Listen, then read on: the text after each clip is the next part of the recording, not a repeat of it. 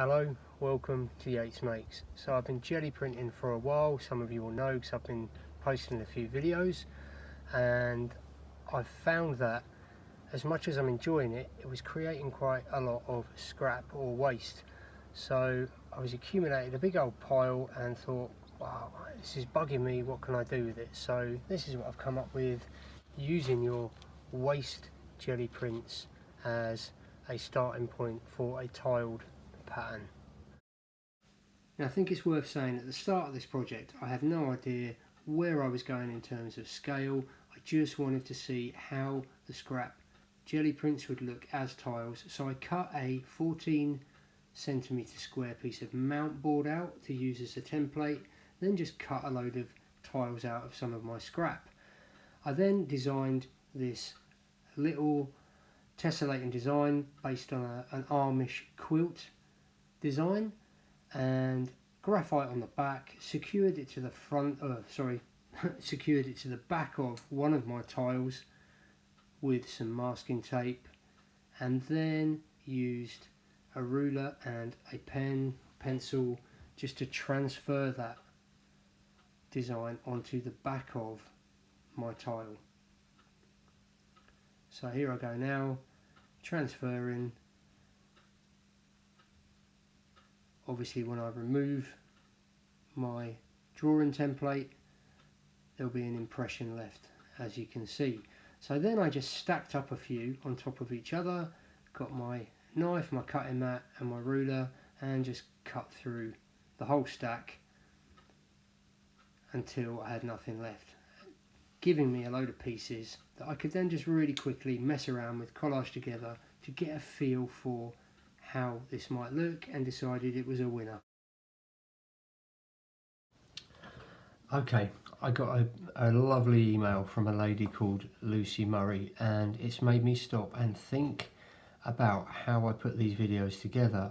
What Lucy requested was that I try and give a bit more insight into the thinking behind the piece as it emerges, or if it's kind of planned. So here we go, Lucy. I'm going to try my best, right? This is the extent of the planning for this. So what I know before I start is my pattern, which is kind of loosely based on an Amish sort of quilt design. I know the scale I'm working at. Okay, so I've got a 6x5 panel, and these are all going to be pretty much the size of my jelly plate, about 14cm square, so it's quite a big piece. What I also know is that I want to repeat my pattern, but I don't want it flat. I want to play around with kind of abstract composition and tone, texture, colour within the panel that I've got. So I've made a few decisions. This section that I've marked on with kind of heavy hatch, that's the most high contrast, distinct and consistent area of pattern I'm going to go for. So probably like a dark colour against a bright colour. I want to have most of my colour beyond this concentrated in this kind of top third. I want my darkest area to be here, and I've hatched a little area as well because I do want the pattern, despite it being dark, to be fairly visible there. I know that I want a tonal blend coming down here, and this to be my lightest part, and then this dark area just kind of fading down through here, and I guess I've got a rough sort of triangle in mind as well, okay, as another part of the composition. Now the last concept I want to get in is that this whole area, as well as being very colourful here, I want to kind of, I don't know, it depends which way you look at things, right, either disintegrate the pattern or grow, emerge the pattern from this point. So the pattern is going to break up here and be very indistinct. In terms of where I'm coming from, obviously I love pattern, it's a big feature of my work, but a couple of interesting references you could have a look at. There's a screen print by Andy Warhol called the Marilyn Diptych, or Diptych, It's one of my favourite bits of artwork. If you look at that, you'll see immediately where I'm coming to in terms of kind of tonal and colour shifts across a piece. And then just kind of anything by Mark Bradford, who's just amazing. One of my favourite artists. I've been following his career for years, and so delighted that he's got kind of the recognition and the kind of fame that he deserves. And he does a lot of good work. Kind of, he's got a great social conscience. Let's call it that. He's a collage artist, absolutely amazing. So there you go. I hope, Luce, that helps explain a little bit my thinking. We'll refer back to this plan at times, just to see how, because of course, best laid plans and all that, I'm sure things will change. Alright. Okay, getting started. It was as simple as getting some big slabs of colour down. So part cut tiles, just as a kind of background I could build upon once I got going. Then I moved on to some more detailed areas where my pattern was more distinct, and where the two areas met, I just started working back over that coloured layer. Worth adding that I'm using spray mount here so that I can stick down, peel up, shift things around. You'll find that spray mount lets you do that for quite some time, days in fact. So here I am with my main stripe, if you like, which is going to run vertical. It's just I've got it shown landscape here. As predicted, I did have to go and print a load of yellow and dark tiles to kind of allow me to do this repetition. Now the really faded area, which will be in the bottom right corner, I did have to go and make some extra tiles. Now I'm just going to add this in. Now I don't know if you lot can get hold of the Financial Times. My neighbour gave me a Financial Times supplement. This is the best magazine I have found for text transfer. Something about the ink and the paper they use just works beautifully. So I thought I'd slow it down just so you can enjoy how clean this text comes off. Even with light colours, any acrylic paint I've tried just seems to work. And there you go, prints nice and clear. Just one more for good measure.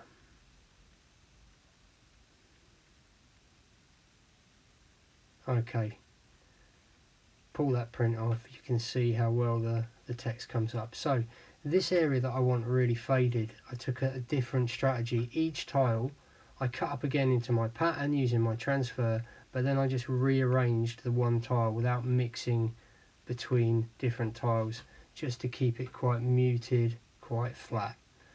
And there you go, still getting my fade running down that stripe. And it's starting to build up, you know, I'm getting to a point where I can stand back and really have a look at it.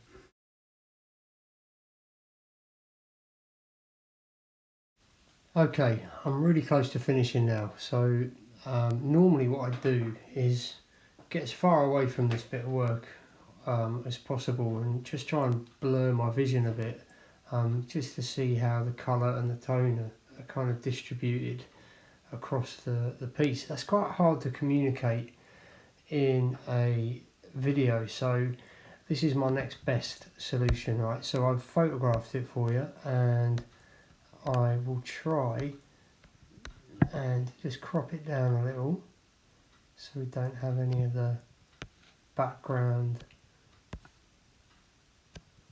to be worrying about. Okay, there you go. So this is how it's looking now. Why I was saying blurring is quite useful is because it's going to allow me to just shift my attention away from the pattern and more just look at the distribution of colour and tone across the piece. So if I leave the blur setting about there, I can see that already I want a little more pink up in the top left and a little more darker tones in the top left, and maybe just make the bottom left kind of, I don't know how, the bottom left quarter I guess, just a little lighter as well. By the way, this is Snapseed, yeah? This is like just free photo editing software you can download for your phone or your iPad. It's fantastic. So yeah, there you go. What I think I'll do is leave the blur about there and export that. What do I do? Export with permanent changes, there you go, and then that I can have next to me for a bit of a reference. But it's quite close now, I think. Don't have to do much more. Okay, the home straight. Now this bit did take quite a lot of faffing around, and I've made that top left corner, you're looking at the top right, a little darker. Now I'm trying to lighten up that area that I just mentioned when I was stepping back, just dropping some lighter parts into that and getting near now. Right, I'm nearly there now. So what I'm trying to do with this area is kind of subvert the pattern a bit, kind of disintegrate it. I've done a fair bit, trying to bring the black up through here, a bit more pink, but I'm trying to work out ways in which I can subvert the pattern, so like a series of sort of working within the geometry, but creating a series of smaller squares along the top. So let's have a look what we can do.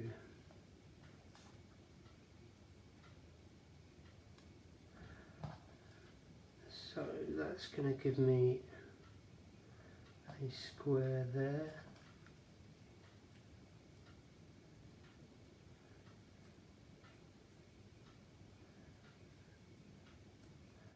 Okay, so I finally finished messing around with this part. So I've now got a handful of my key kind of colours or tones, which are my blacks and my yellows.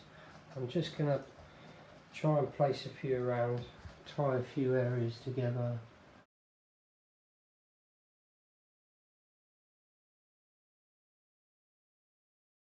Okay, now I'm getting near the end. I've got to kind of rip everything up to kind of glue down what I've just arranged. Before I do that, I'm just reclaiming some of that peach colour that I'm about to cover up, so I can distribute that and spread it across the area a little. Arranging, that's the beauty of this spray mount, you can just keep peeling up, sticking down, and yeah, you know, you could just tinker with this for a lifetime, but unfortunately I haven't got one, not one that I want to spend on this bit of work anyway. So yeah, putting those peach pieces in, spreading those around, and about ready to do my final stand back and make my last adjustments. Okay, you can see I've gone back to my plan and I've removed some parts to reveal more yellow in along that top row, and yeah, I mean, what a fun exercise that was, and a great use of what would otherwise have been scrap. Okay, there you go. Hope you enjoyed the video. I'm going to make another one in a couple of weeks, because I've been using my kind of offcut, scrap, wastage, whatever you want to call it, for some other collages as basis for drawing, stenciling on top of, etc. as well. So remember, like, share, subscribe, comment. I'm loving the comments, so all of that, and I'll see you soon for another video. Take it easy. Ta-da.